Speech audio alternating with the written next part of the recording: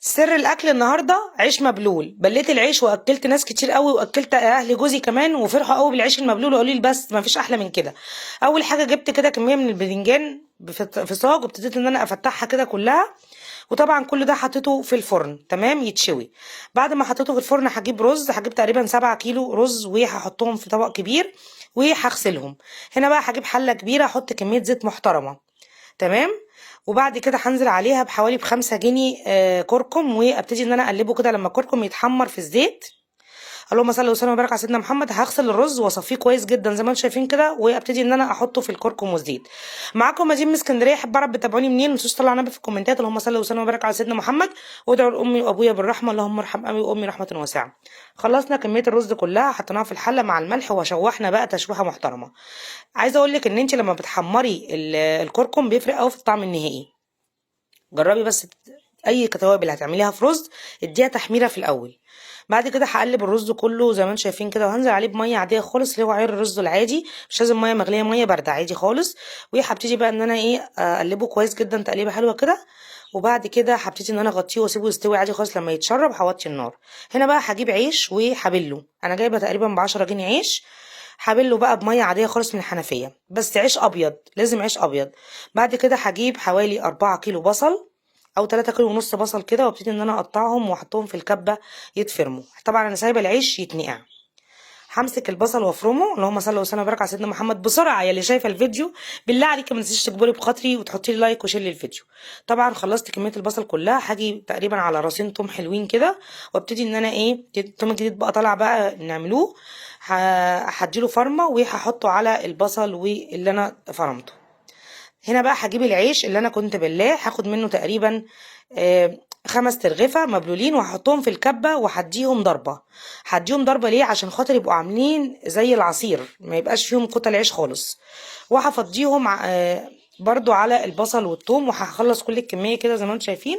وهفضي كل ده على البصل والثوم اللي انا فرمته. هنا بقى خضرة اللي هي ب5 جنيه بقدونس، هبتدي ان انا اقطعه كده تقطعات كبيرة شوية. بعد كده هحطه في الكبه واديله فرمه. برضو انا عايزاه مفروم، مش عايزاه تقطيع. افرمه كله ده، افرميه في الكبه. هفرمه كله كده في الكبه. بعد كده هفضيه كله على الخضره بتاعتي. هنا بقى كزبره، كمون، وكبابه صيني، وفلفل اسمر وملح. كزبره، كمون، كبابه صيني، فلفل اسمر وملح، وباكو بيكنج باودر او كيك شيف. وقلبي يا بت، اعجني، اعملي عجينه.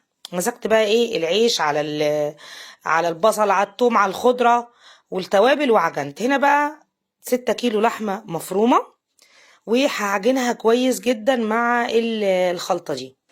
امسكي بقى عجيني بقى. هنا بقى صاج وهدهنه زيت.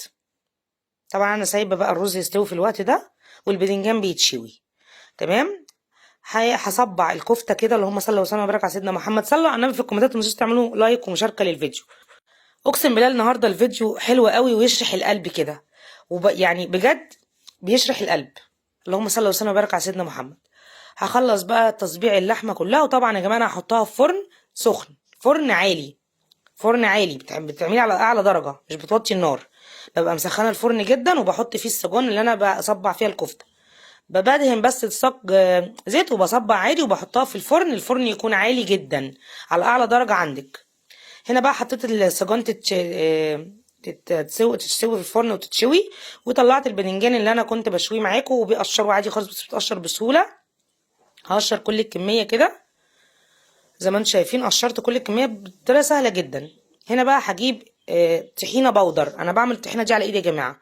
هحط عليها كميه من الزيت طحينه بودر، وهنزلها لكم في فيديو ان شاء الله. وهديها ضربه في الكبه كده مع الزيت، هوريكم ان هي هتبقى طحينه عادي جدا. دي طحينه بودر، ده خام الطحينه. عايز اقول لك بترمي معايا كتير جدا، واحلى من الجاهزه وموفره.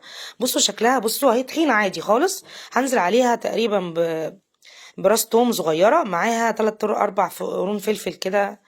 وبعد كده هديهم ضربه في الكبه. تمام. هديهم ضربه كويس قوي. وبعد كده هنزل عليهم بكمون وملح، وهنزل عليهم بباقي العيش المبلول بتاعي. تمام. هحط شويه ميه من العيش كمان، وهدي ضربه بقى.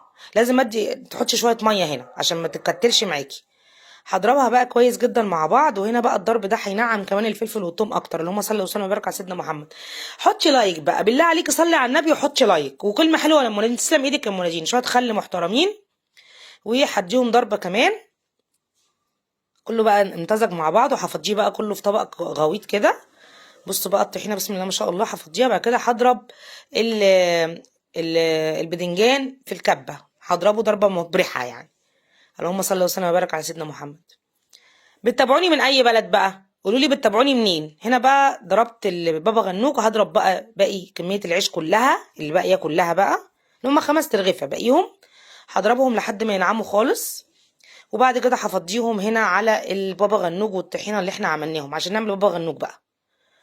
بصوا بقى ملح. وهحط شويه خل كمان. وهقلب بقى. مش هحط بقى زيت، هي فيها كميه زيت انا حطيتها في الطحينه. هقلبه كويس جدا جدا جدا. عايزه اقول لكم اقسم بالله الريحه وهميه والله العظيم 3. هنا بقى الرز استوى والكفته استوت. هنقلب الرز تقليبه كده حلوه. بس بسم الله ما شاء الله مفلفل ازاي وجميل. والحمد لله الحمد لله ربنا كرمني وقدرت ان انا اعمل وجبات اطعام في رمضان. كل سنه وانتم طيبين. ممكن تعملوها يا جماعه في اي وقت من السنه. بحط كده 70 كفته كبار وبحط بابا غنوج وبحط رز. بسم الله ما شاء الله عملت معايا كميه وفيره جدا. وكنا كلنا واهل جوزي بسم الله ما شاء الله. كان يوم جميل جدا جدا يا جماعه. بالله عليكم مش تعملوا لايك وشير للفيديو. بصوا احسن حاجه التقرب الى الله ان انتوا بتطعموا الطعام. بجد حاجه فعلا بتريح النفس جدا وجميله جدا جدا جدا. ما تنسوش بقى بالله عليكم اللايك والشير. وبحبكم في الله. السلام عليكم ورحمه الله.